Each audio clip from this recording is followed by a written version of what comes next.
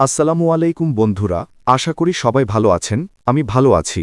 আজ আমরা এই ভিডিওতে জানব খাদিজা বিনতু খুয়াইলিদ রাদিয়াল্লাহু আনহা এর পরিচয়। নাম তার খাদিজা, কুনিয়াত উম্মু হিন্দ এবং লকব তাহিরা। পিতা খুয়াইলিদ, মাতা ফাতিমা বিনতু জাইদ। জন্ম আমুল ফিল বা হুস্তিবর্ষের ১৫ বছর আগে মক্কা নগরীতে। পিতৃবংশের ঊর্ধ্বপুরুষ কুসাই এর মাধ্যমে রাসূলুল্লাহ সাল্লাল্লাহু আলাইহি ওয়াসাল্লামের নসবের সাথে তার নসব মিলিত হয়েছে। জাহিলি যুগেই পুত পবিত্র চরিত্রের জন্য তাহিরা উপাধি লাভ করেন। আল ইসাবা। রাসূলুল্লাহ সাল্লাল্লাহু আলাইহি ওয়াসাল্লাম ও খাদিজা রাদিয়াল্লাহু আনহার মধ্যে ফুফু ভাতিজার দূরসম্পর্ক ছিল। এ কারণে নবুয়ত লাভের পর খাদিজা রাদিয়াল্লাহু আনহা রাসূলুল্লাহকে তার চাচাতো ভাই ওয়ারাকা ইবন নওফিলের কাছে নিয়ে গিয়ে বলেন, আপনার ভাতিজার কথা শুনুন। সম্ভবত বংশগত সম্পর্কের ভিত্তিতেই তিনি এ কথা বলেছিলেন। পিতা খুয়াইলিদ তৎকালীন আরব সমাজের বিশিষ্ট তাওরাত ও ইঞ্জিল বিশেষজ্ঞ ওয়ারাকা ইবন নওফিলকে খাদিজার বর নির্বাচন করেছিলেন, কিন্তু কেন যে তা বাস্তবে রূপলাভ করেনি সে সম্পর্কে ঐতিহাসিকরা নীরব। শেষ পর্যন্ত আবু হালা ইবন জারারা আত তামিমির সাথে তার প্রথম বিয়ে হয়। জাহিলি যুগেই তার মৃত্যু হয়। আবু হালার মৃত্যুর পর আতিক বিন আবিদ আল মাকজুমির সাথে তার দ্বিতীয় বিয়ে হয়। শারহুল মাওয়াহিব আল ইস্তিয়াব। তবে কাতাদার সূত্রে জানা যায় তার প্রথম স্বামী আতিক, অতপর আবু হালা। ইবন ইসহাকও এ মত সমর্থন করেছেন বলে ইউনুস ইবন বুকাইর বর্ণনা করেছেন। আল ইসাবা 4/281। তবে প্রথমোক্ত মতটি ইবন আবদিলবার সহ অধিকাংশের মত বলে ইবন হাজার উল্লেখ করেছেন। খাদিজার পিতা খুয়াইলিদ ইবন আসাদ ছিলেন ফিজার যুদ্ধে নিজ গোত্রের কমান্ডর। তিনি ছিলেন বহু সন্তানের জনক। প্রথম পুত্র হিজাম। এই হিজামের পুত্র প্রখ্যাত সাহাবী হাকিম জাহিলি যুগে মক্কার দারুন নাদোয়ার পরিচালনভার লাভ করেছিলেন। দ্বিতীয় সন্তান হজরত খাদিজা। তৃতীয় সন্তান আওয়াম, প্রখ্যাত সাহাবী হজরত জুবায়ের রাদিয়াল্লাহু আনহুর পিতা। রাসূলুল্লাহ সাল্লাল্লাহু আলাইহি ওয়াসাল্লামের ফুফু এবং হজরত হামজার আপন বোন হজরত সাফিয়া রাদিয়াল্লাহু আনহা ছিলেন আওয়ামের স্ত্রী বা জুবায়ের রাদিয়াল্লাহু আনহুর মা। সাফিয়া ছিলেন খাদিজার ছোট ভাইয়ের বউ। চতুর্থ সন্তান হালা। তিনি ছিলেন রাসূলুল্লাহর সাল্লাল্লাহু আলাইহি ওয়াসাল্লামের মেয়ে হজরত জয়নব রাদিয়াল্লাহু আনহার স্বামী আবুল আস ইবন রাবির মা। আবুল আস রাসূলুল্লাহর সাল্লাল্লাহু আলাইহি ওয়াসাল্লামের বড় জামাই। পঞ্চম সন্তান রুকাইয়া। 5 ভাইবোনের মধ্যে হিজাম, আওয়াম এবং রুকাইয়া ইসলামের আবির্ভাবের আগেই মারা যান। হজরত খাদিজা ও হালা ইসলাম গ্রহণের সৌভাগ্য লাভ করেছিলেন। খাদিজার পিতার মৃত্যু কখন হয়েছিল সে সম্পর্কে মতভেদ আছে। কেউ বলেছেন ফিজার যুদ্ধে মারা যান। ইমাম সুহাইলির মতে ফিজার যুদ্ধের আগেই মারা যান। তখন খাদিজার বয়স 35। কারো কারো মতে রসূলুল্লাহর বিয়ের পর তিনি মারা যান। হায়াতুস সাহাবা 2/652। পিতা বা স্বামীর মৃত্যু বা যে কোনো কারণেই হোক, কুরাইশ বংশের অনেকের মতো খাদিজাও ছিলেন একজন বড় ব্যবসায়ী। ইবন সাদ তার ব্যবসা সম্পর্কে বলছেন, খাদিজা ছিলেন অত্যন্ত সম্মানিত ও সম্পদশালী মহিলা ব্যবসায়ী। তার বাণিজ্য সম্ভার সিরিয়া যেত এবং তার একার পণ্য কুরাইশদের সকলের পণ্যের সমান হতো। ইবন সাদের এই মন্তব্য দ্বারা খাদিজার ব্যবসায়ের পরিধি উপলব্ধি করা যায়। অংশীদারি বা মজুরি বিনিময়ে যোগ্য লোক নিয়োগী করে তিনি দেশ বিদেশে মাল কেনাবেচা করতেন। রাসূলুল্লাহ সাল্লাল্লাহু আলাইহি ওয়াসাল্লাম তখন 25 বছরের যুবক। এর মধ্যে চাচা আবু তালিবের সাথে বা একাকী কয়েকটি বাণিজ্য সফরে গিয়ে ব্যবসা সম্পর্কে যথেষ্ট অভিজ্ঞতা অর্জন করে ফেলেছেন। ব্যবসায় তার সততা ও আমানতদারির কথাও মক্কার মানুষের মুখে মুখে ছড়িয়ে পড়েছে। সবার কাছে তিনি তখন আল আমিন। তার সুনামের কথা খাদিজার কানেও পৌঁছেছে। বিশেষত তার ছোট ভাই বউ সাফিয়ার কাছে আল আমিন মুহাম্মদ সাল্লাল্লাহু আলাইহি ওয়াসাল্লাম সম্পর্কে বহু কথাই শুনে থাকবেন। হজরত খাদিজা একবার কেনা বেচার জন্য সিরিয়ায় পণ্য পাঠানোর চিন্তা করলেন। যোগ্য লোকের সন্ধান করছেন। এ প্রসঙ্গে ওয়াকিদি থেকে জারকানির বর্ণনা। ভাতিজা, আমি একজন দরিদ্র মানুষ। সময়টাও খুব সংকটজনক। মারাত্মক দুর্ভিক্ষের কবলে আমরা নিপতিত। আমাদের কোনো ব্যবসা বা অন্য কোনো উপায় উপকরণ নেই। তোমার গোত্রের একটি বাণিজ্য কাফিলা সিরিয়া যাচ্ছে। খাদিজা তার পণ্যের সাথে পাঠানোর জন্য কিছু লোকের খোঁজ করছে। তুমি যদি তার কাছে যেতে, হয়তো তোমাকেই সে নির্বাচন করত। তোমার চারিত্রিক নিষ্কলুষতা তার জানা আছে। যদিও তোমার সিরিয়া যাওয়া আমি পছন্দ করি নে, এবং ইয়াহুদীদের পক্ষ থেকে তোমার জীবনের আশঙ্কা করি, তবুও এমনটি না করে উপায় নেই। জবাবে রাসূল সাল্লাল্লাহু আলাইহি ওয়াসাল্লাম বললেন, সম্ভবত সে নিজেই লোক পাঠাবে। আবু তালিব বললেন, হয়তো অন্য কাউকে সে নিয়োগ করে ফেলবে। চাচা ভাতিজারে সংলাপের কথা খাদিজার কানে গেল। তিনি রাসূলুল্লাহ সাল্লাল্লাহু আলাইহি ওয়াসাল্লামের নিকট লোক পাঠালেন।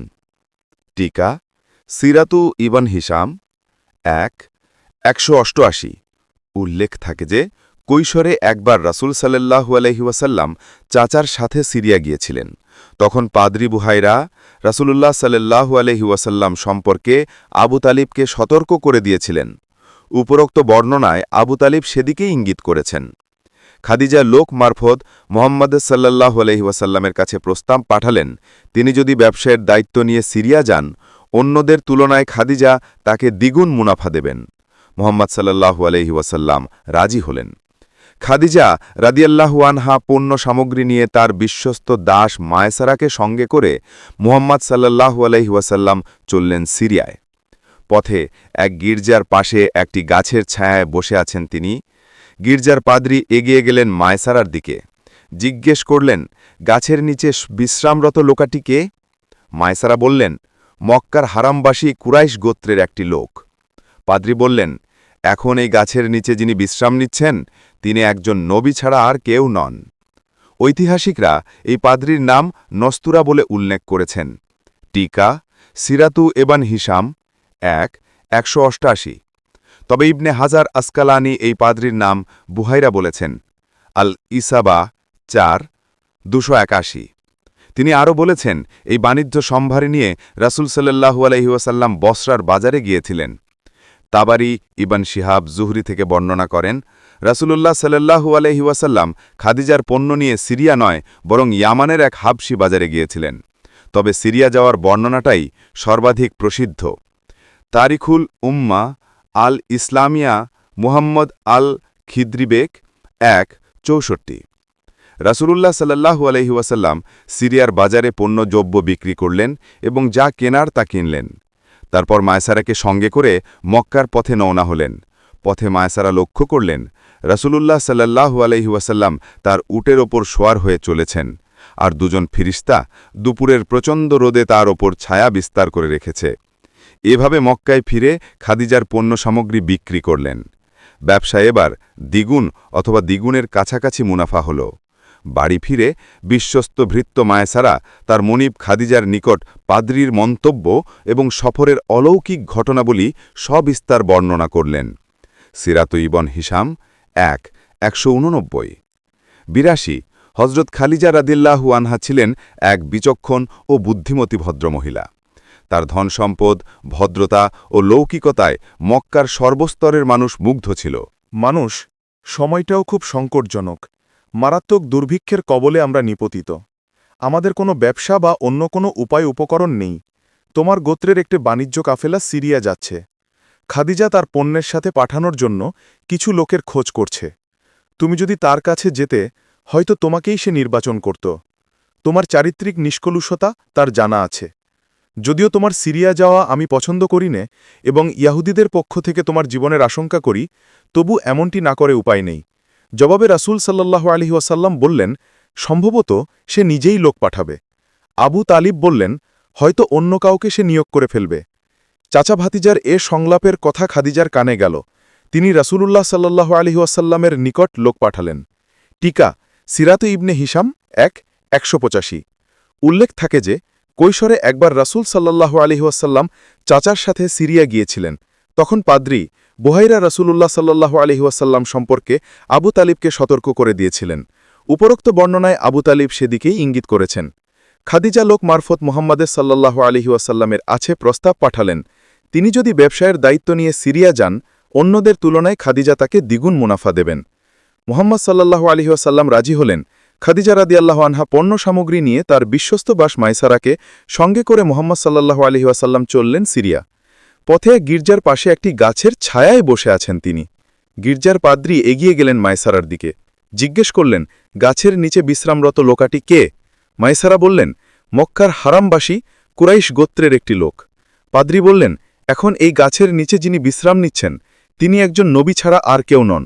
ঐতিহাসিকরা এই পাদ্রীর নাম নাস্তুরা বলে উল্লেখ করেছেন। টিকা সিরাতু ইবনে হিশাম 1:185। তবে ইবনে হাজার আসকালানি এই পাদ্রীর নাম বুহাইরা বলেছেন। আল ইসাভা 481। তিনি আরও বলেছেন, এই বাণিজ্য সম্ভার নিয়ে রাসূলুল্লাহ সাল্লাল্লাহু আলাইহি ওয়াসাল্লাম বসরার বাজারে গিয়েছিলেন। তাবারি ইবনে শিহাব জুহরি থেকে বর্ণনা করেছেন, রাসূলুল্লাহ সাল্লাল্লাহু আলাইহি ওয়াসাল্লাম খাদিজার পণ্য নিয়ে সিরিয়া নয় বরং ইয়ামেনের এক হাবশি বাজারে গিয়েছিলেন।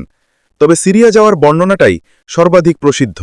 তারিখুল উম্মা আল ইসলামিয়া মোহাম্মদ আল খিদ্রি বেক 1:64। রাসূলুল্লাহ সাল্লাল্লাহু আলাইহি ওয়াসাল্লাম সিরিয়ার বাজারে পণ্যদ্রব্য বিক্রি করলেন এবং যা কেনার তা কিনলেন। তারপর মায়সারাকে সঙ্গে করে মক্কার পথে রওনা হলেন। পথে মায়সারা লক্ষ্য করলেন রাসূলুল্লাহ সাল্লাল্লাহু আলাইহি ওয়াসাল্লাম তার উটের ওপর সাওয়ার হয়ে চলেছেন, আর দুজন ফিরিস্তা দুপুরের প্রচণ্ড রোদে তার ওপর ছায়া বিস্তার করে রেখেছে। এভাবে মক্কায় ফিরে খাদিজার পণ্য সামগ্রী বিক্রি করলেন। ব্যবসায়ী এবার দ্বিগুণ অথবা দ্বিগুণের কাছাকাছি মুনাফা হল। বাড়ি ফিরে বিশ্বস্ত ভৃত্য মাইসারা তার মুনিব খাদিজার নিকট পাদ্রীর মন্তব্য এবং সফরের অলৌকিক ঘটনাবলী সবিস্তার বর্ণনা করলেন। সিরাতু ইবনে হিশাম 1:185। 82। হযরত খাদিজা রাদিয়াল্লাহু আনহা ছিলেন এক বিচক্ষণ ও বুদ্ধিমতী ভদ্রমহিলা। তার ধনসম্পদ, ভদ্রতা ও লৌকিকতায় মক্কার সর্বস্তরের মানুষ মুগ্ধ ছিল। ডেকে বললেন, আমাকে কম্বল দিয়ে ঢেকে দাও, কম্বল দিয়ে ঢেকে দাও। তিনি ঢেকে দিলেন, তার ভয় দূর হয়ে গেল।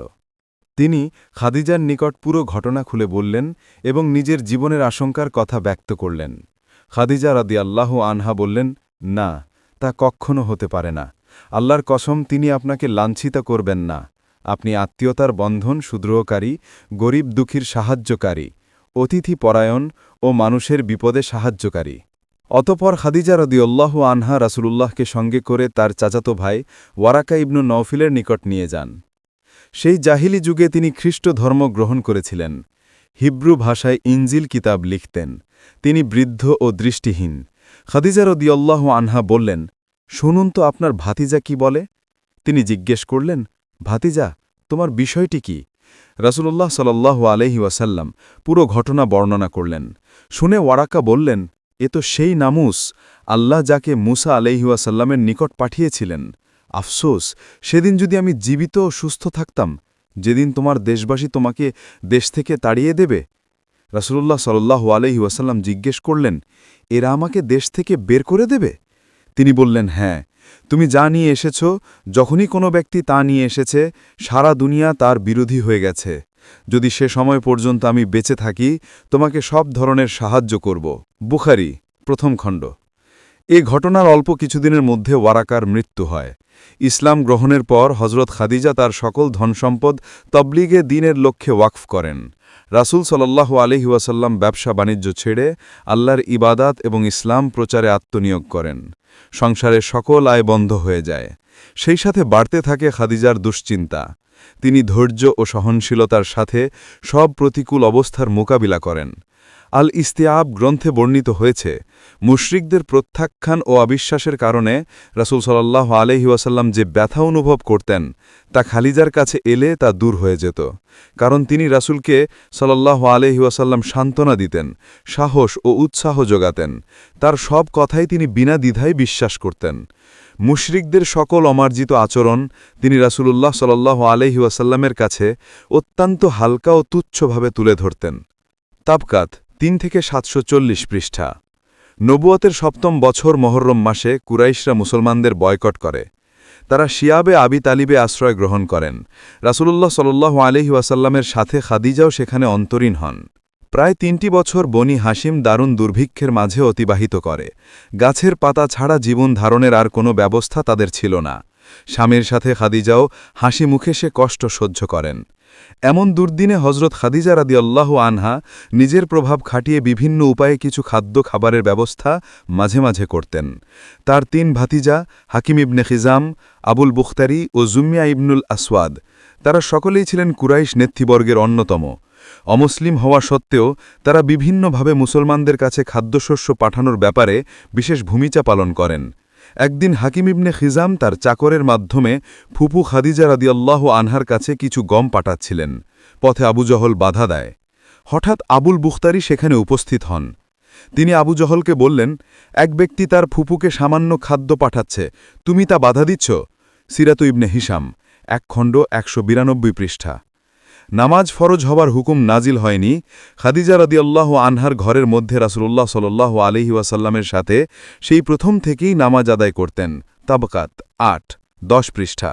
ইবনে ইশাক উল্লেখ করেছেন, একদিন আলী রাদিয়াল্লাহু আনহু দেখতে পেলেন তারা দুজন, অর্থাৎ নবী সাল্লাল্লাহু আলাইহি ওয়াসাল্লাম ও খাদিজা রাদিয়াল্লাহু আনহা নামাজ আদায় করছেন। আলী রাদিয়াল্লাহু আনহু জিজ্ঞেস করলেন, মুহাম্মদ, এ কি? রাসূল সাল্লাল্লাহু আলাইহি ওয়াসাল্লাম তখন নতুন দিনের দাওয়াত আলীর কাছে পেশ করলেন এবং এ কথা কাউকে বলতে নিষেধ করলেন। হায়াতুস সাহাবা 1-70 পৃষ্ঠা। এ বর্ণনা দ্বারা বোঝা যায় উম্মতে মুহাম্মদী সাল্লাল্লাহু আলাইহি ওয়াসাল্লামের মধ্যে সর্বপ্রথম হযরত খাদিজা রাদিয়াল্লাহু আনহা রাসূলুল্লাহ সাল্লাল্লাহু আলাইহি ওয়াসাল্লামের সাথে নামাজ আদায়ের গৌরব অর্জন করেন। আফিক ইবনুল কিন্দি নামক এক ব্যক্তি কিছু কেনাকাটার জন্য মক্কায় এসেছিলেন। হযরত আব্বাস রাদিয়াল্লাহু আনহুর বাড়িতে অবস্থান করছিলেন তিনি। একদিন সকালে লক্ষ্য করলেন এক যুবক কাবার কাছে এসে আসমানের দিকে তাকাল, তারপর কিবলামুখী হয়ে দাঁড়াল। একজন কিশোর এসে তার পাশে দাঁড়িয়ে গেল। তারপর এলো একজন মহিলা, সেও তাদের দুজনের পেছনে দাঁড়াল। তারা নামাজ শেষ করে চলে গেল। দৃশ্যটি আফিক কিন্দি দেখলেন। আব্বাসকে তিনি বললেন, বড় রকমের একটা কিছু ঘটতে যাচ্ছে। আব্বাস বললেন, হ্যাঁ। তিনি আরও বললেন, এ নজওয়ান আমার ভাতিজা মোহাম্মদ, কিশোরটি আমার আরেক ভাতিজা আলী এবং মহিলাটি মোহাম্মদের স্ত্রী। আমার জানা মতে দুনিয়ায় তারা তিনজনই মাত্র এই নতুন ধর্মের অনুসারী। তাবাকাতের ৮২ ইবনুল আসির বলেন, এ ব্যাপারে মুসলিম উম্মার ইজমা হয়েছে যে হজরত খাদিজা রসুলুল্লাহ সাল্লাল্লাহু আলাইহি ওয়াসাল্লামের ওপর সর্বপ্রথম ঈমান আনেন। ইসলাম গ্রহণের সময় তার বয়স হয়েছিল 50 বছর। তার ইসলাম গ্রহণের প্রভাব তার পিতৃকুলের লোকদের উপরও পড়ে। ইসলামের আবির্ভাবের সময় পিতৃকুল বনু আসাদ ইবন আব্দুল উজ্জার 15 জন বিখ্যাত ব্যক্তি জীবিত ছিলেন। তাদের 10 জনই ইসলাম গ্রহণ করেন। অন্য 5 জন কাফির অবস্থায় বদর যুদ্ধে নিহত হন। রসুলুল্লাহ সাল্লাল্লাহু আলাইহি ওয়াসাল্লামের সাথে 25 বছর দাম্পত্য জীবন অতিবাহিত করার পর নবুয়াতের 10ম বছরে 10ই রামাদান 65 বছর বয়সে হযরত খাদিজা মক্কায় ইন্তেকাল করেন। জানাজার নামাজের বিধান তখনও প্রচলিত হয়নি, সুতরাং বিনা জানাজায় তাকে মক্কার কবরস্থান জান্নাতুল মুআল্লায় দাফন করা হয়। হযরত নবী করিম সাল্লাল্লাহু আলাইহি ওয়াসাল্লাম নিজেই তার লাশ কবরে নামান। আলী সাবা 4-283। হযরত খাদিজা রাদিয়াল্লাহু তাআলা আনহা ওয়াফাতের অল্প কিছুদিন পর রাসূলুল্লাহ সাল্লাল্লাহু আলাইহি ওয়াসাল্লামের বিশেষ হিতাকাঙ্ক্ষী চাচা আবু তালিব মারা যান।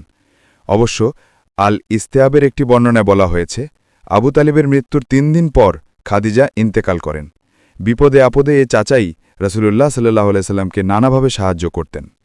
রাসূলুল্লাহ সাল্লাল্লাহু আলাইহি ওয়াসাল্লাম 2 নিকটাত্মীয়ের ওয়াফাতের কারণে মুসলিম উম্মার নিকট এ বছরটি আমল হুজন বা শোকের বছর নামে অভিহিত হয়েছে। ৮২।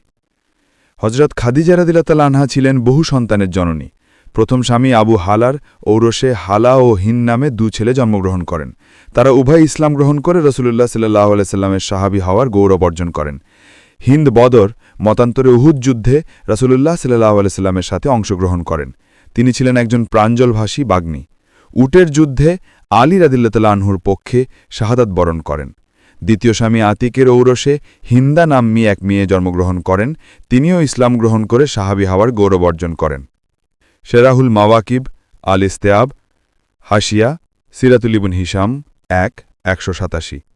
অবশ্য অন্য এক বর্ণনা মতে প্রথম পক্ষে তার 3টি সন্তান জন্মলাভ করেন।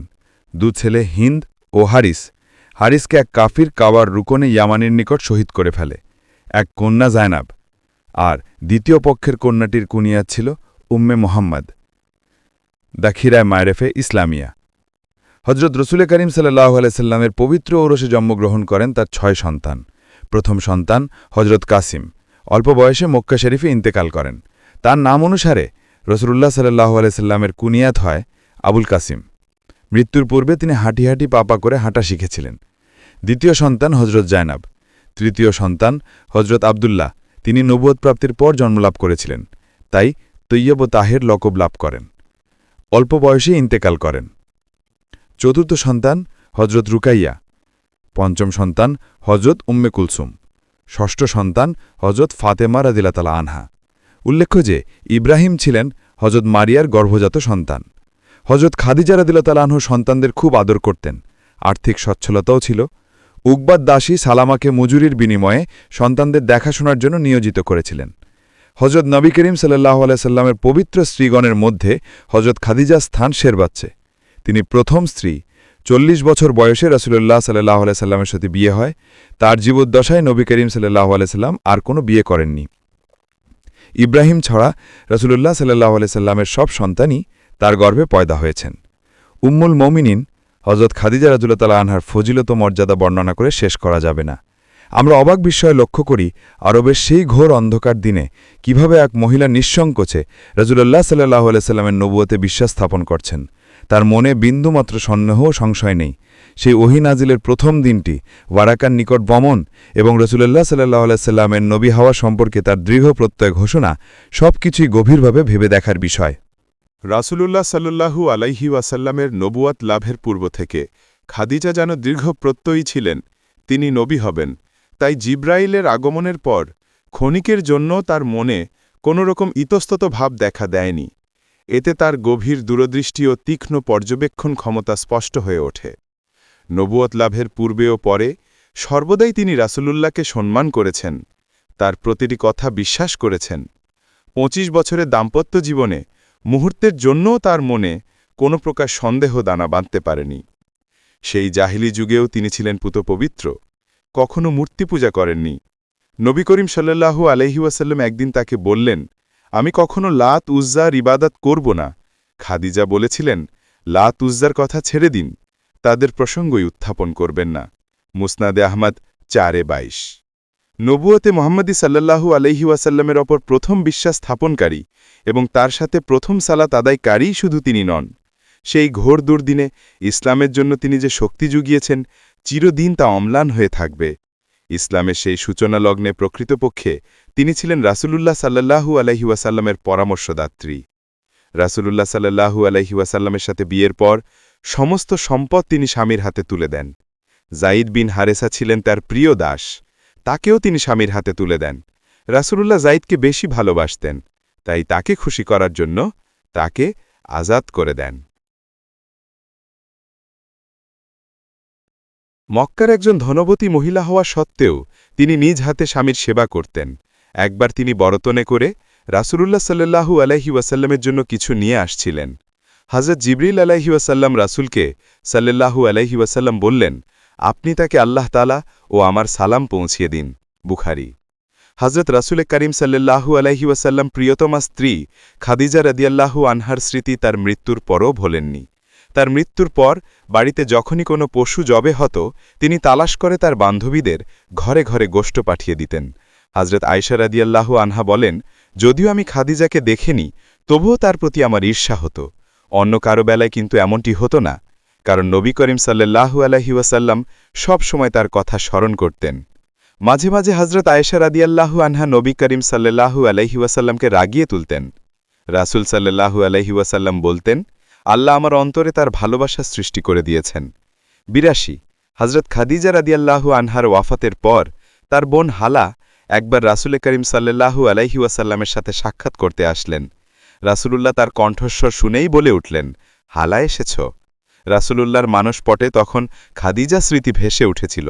আয়েশা রাদিয়াল্লাহু আনহা বলে ফেললেন, আপনি একজন বৃদ্ধার কথা মনে করছেন যিনি মারা গেছেন। আল্লাহ তার চেয়ে অনেক উত্তম স্ত্রী আপনাকে দান করেছেন। জবাবে নবী করিম সাল্লাল্লাহু আলাইহি ওয়াসাল্লাম বললেন, কখনো না। মানুষ যখন আমাকে মিথ্যে বলে উড়িয়ে দিতে চেয়েছে সে তখন আমাকে সত্য বলে মেনে নিয়েছে। সবাই যখন কাফের ছিল তখন সে মুসলমান। কেউ যখন আমার সাহায্যে এগিয়ে আসেনি তখন সে আমাকে সাহায্য করেছে। তার গর্ভেই আমার সন্তান হয়েছে। আমরা মনে করি হযরত খাদিজার মূল্যায়ন এর চেয়ে আর বেশি কিছু হতে পারে না। হযরত খাদিজার ফাজিলত সম্পর্কে বহু হাদিস বর্ণিত হয়েছে। সহিহ বুখারী ও মুসলিমে এসছে, ধরাপৃষ্ঠের সর্বোত্তম নারী মারিয়াম বিন্তু ইমরান ও খাদিজা বিন্তু খুয়াইলিদ। হযরত জিবরাইল আলাইহি ওয়াসাল্লাম বসে আছেন রাসূলুল্লাহর সাথে, এমন সময় খাদিজা আসলেন। জিবরাইল আলাইহি ওয়াসাল্লাম রাসূলুল্লাহকে সাল্লাল্লাহু আলাইহি ওয়াসাল্লাম বললেন, তাকে মণি মুক্তার তৈরি একটি বেহেশতি মহলের সুসংবাদ দিন। বুখারী।